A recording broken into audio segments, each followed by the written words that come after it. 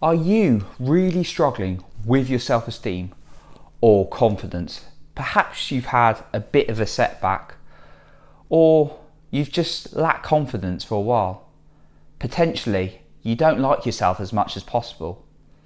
Well, today I'm going to go through some key highlights in my latest book, The Self-Esteem and Confidence Mindset, and share this with you in order to help you improve your self-esteem and confidence.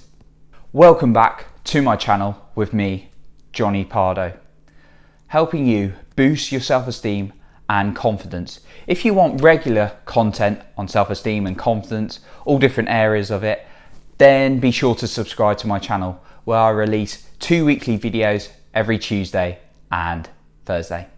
What's the book about? Well, the book, The Self-Esteem and Confidence Mindset, is about self-esteem and confidence. Well, you probably already knew that. I don't even know why I said that, to be honest. But yeah, what specifically about self-esteem and confidence is it, and how can you use it? Well, what it shares is my stories, my struggles, my vulnerabilities, times where I've really not liked myself or found situations really difficult. And then I go into breaking down the why and why that happened, why it is such a struggle.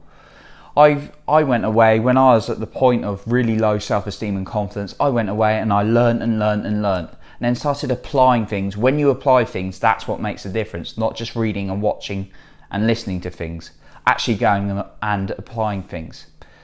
And I break it down into very simple language on the reasons why you might have a struggle in self-esteem and confidence, and actually how you can improve it. And I also provide habits and actions you can take throughout the book to improve yours.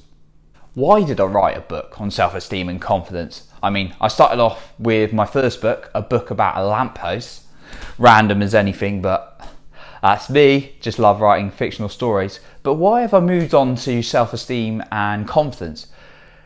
As I said, it was an area I really struggled with, and I got to a point where it was so low. I remember crying, being really upset while I was on holiday, and I went, this has got to stop. It was that breaking point. You might have heard when people get to a point when they're like, right, I've got to change my life. Now, my life wasn't that bad on the outside, but on the inside, I really didn't like who I was. In fact, I had elements of self-hate in my life before that. And I knew I had to change. I was so reliant on external factors and things I was out of control of, which, well, let's say that again, things that were out of my control. So I went away and learned and applied it, and then I started improving my self-esteem and confidence, and I really like who I am now.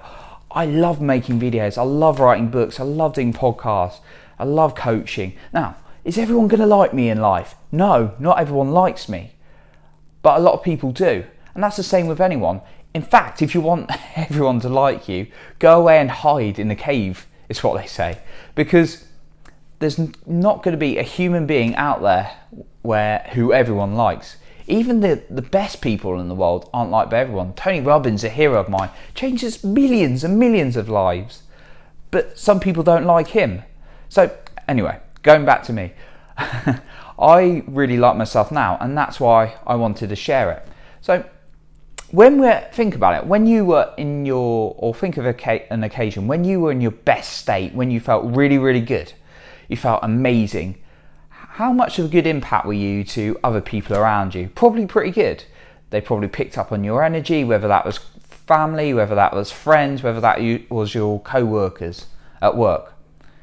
So that can bring it up when you're in your best state, when you really like who you are, when you're confident. On the other hand, when you were in a really, really low state, how are you then? People were probably worried about you. You probably had a sense of negative energy that people didn't like. And I was there. I've been in both situations, and I had people really worrying about me, and whether that was at work, whether that was family, whether that was friends. Now, on the other hand, there's also the more severe case, unfortunately, in life, and I don't expect you're one of those people watching this channel, but some people out there go out and attack other people, whether that's physically, whether that's mentally, whether that's emotionally. Unfortunately, that happens. because those people don't like themselves. They don't like something about them. Now, they'll say, oh, no, that's rubbish, I just don't like you, and then they go out and attack someone. No. There's no person on the planet who likes themselves, who really, really genuinely like themselves, who will go out there and deliberately hurt another human being.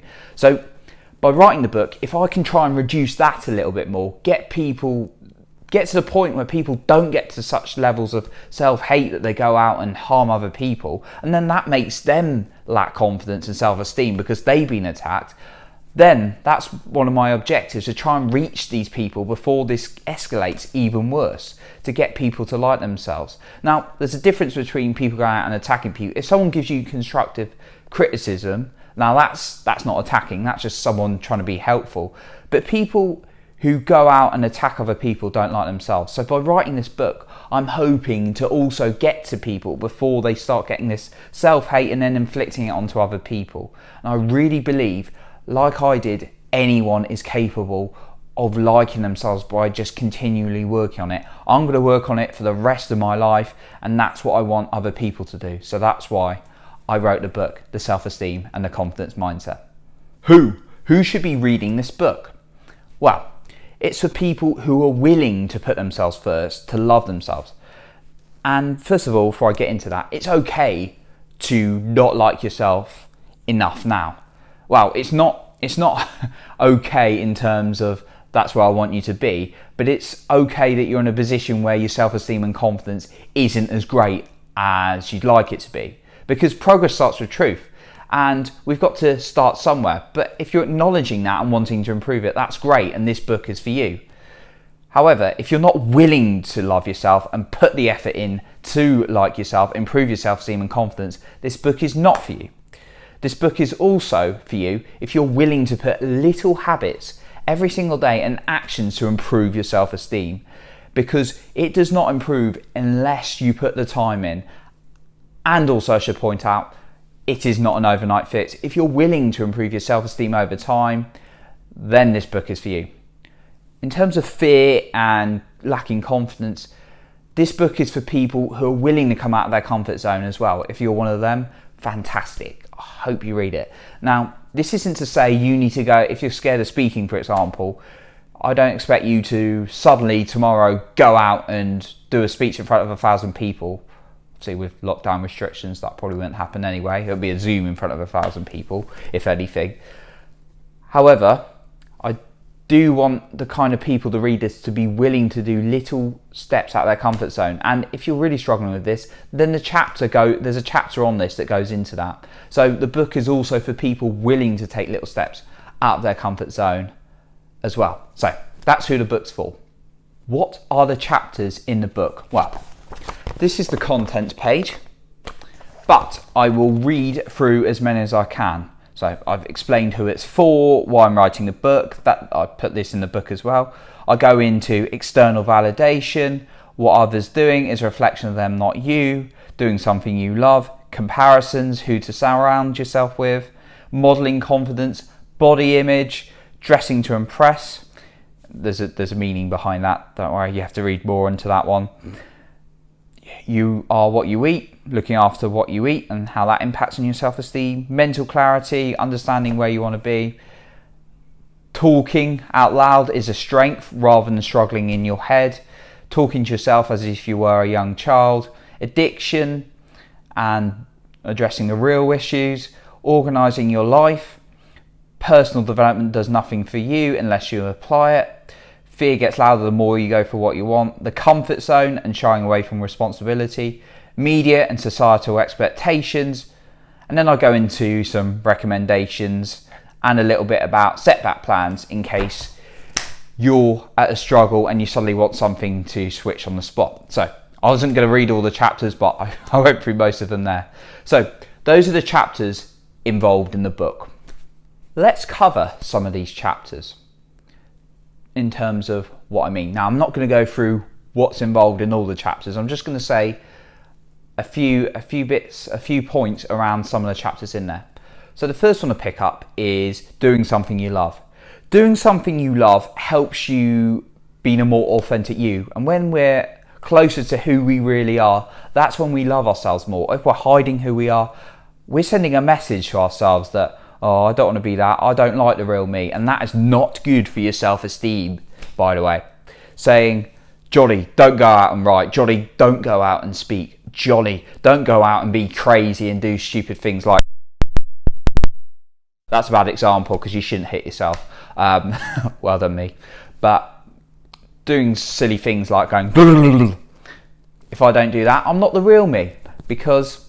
And I quite like that silly mad me. Now, some people might not, but I do. So make sure you are connected to you as much as possible by doing what you actually love. So for me, it's writing, it's speaking. And if you're really struggling with this, think about what you like doing as a kid. Now for me, funnily enough, it was writing stories, and that's how I got into it in my mid-20s again. It was making silly little videos. I don't remember doing that any time recently. Oh yeah. And just talking to people, listening to people, and now I'm a coach. So those are the kind of things. So think about what you really love doing and spend a bit of time. It's okay not to know what you love doing right now, but it's not okay to not go looking for it. So that's one of the chapters. Doing something you love helps your self-esteem. External validation. You've probably heard of this many times, but external validation is about liking yourself because of what someone else says. When someone else praises you, or you get something good, you get likes or comments, or just, it doesn't have to be on social media. Like I said, it could have just been a compliment someone said to you. If that's what you're using to like yourself, then that can be taken away very quickly. So it's really essential that you and I make sure we compliment ourselves. So that's why I've written a whole chapter on external validation. Some actions and some habits you can do to like yourself over and over again, such as talking to yourself in the mirror, giving yourself compliments, rewarding yourselves for good work. So that's what the external validation chapter is about. Body language and physiology. What's this about? Well, if you change your body language, like I'm doing now, trying to sit up straight, then that can improve your confidence and how you feel about yourselves. If you're walking around like this, you're probably not going to feel so good. I don't know if you had drama at school. Well, you probably did have drama, but did you have an exercise when they asked you to walk around like this, and then they walk you, it's a very classic one, that's why I was using the example, and then they asked you to walk around like this, and then suddenly your mood and how you feel dramatically changes, and that's because you're altering your body language. And there's a more recent study, well, ish, by Amy Cuddy, who's a social psychologist, and she did a TED talk on the power pose. Now, power pose is when you stand up like this. I'm sat down obviously, but you stand up like Superman or Wonder Woman, hands on your hips, and that was shown to increase testosterone in people and reduce cortisol. And cortisol is a stress hormone in the body, reduce your stress by just doing that for 10 minutes. And I try and do this every single day. So that chapter is about how you can alter your body language to feel more confident within yourself. Modelling confidence. I really got the idea from this when I was watching Harvey Specter on Suits. What a guy, absolute hero. This guy is the most charismatic guy you're going to see on any TV series, in my personal opinion. People are going to have different opinions, but Harvey Specter is the definition of charisma for me on a Netflix series. He's basically a top lawyer who walks into any room and basically commands it by just the way he walks in, the way he talks, the way he holds eye contact, and everything about him. And when I started following some of his leads, I started carrying it into the workplace, and people started responding to me a little bit differently. I started to not give my attention away, suddenly like, yes, what would you like? I suddenly be like, hey, can I help you? Like probably in a nice way, and I said then, but that started, when I started playing that into my life, I started to become a lot more confident. So I decided to write a whole chapter on that. And it's going to be different role models for different people. So my advice in this one is really think about someone who defines confidence, and then just spend a few minutes a day looking at them, writing down what they do, and then trying to carry one of those elements about them into your day. It's important not to become that person, because you've got your own identity, and that's a lot about self-esteem. You've got to be who you really are. But taking in elements of successful people who are successful with their confidence is really, really key. So I wrote a chapter on how you can model your confidence based on someone else. Fear getting louder. I thought this was really important because there's sometimes a misconception that confident people do not have any fear. That's absolute rubbish and a complete lie. Hopefully you didn't think that, but confident people don't have an absence of fear. Confident people, everyone has fear.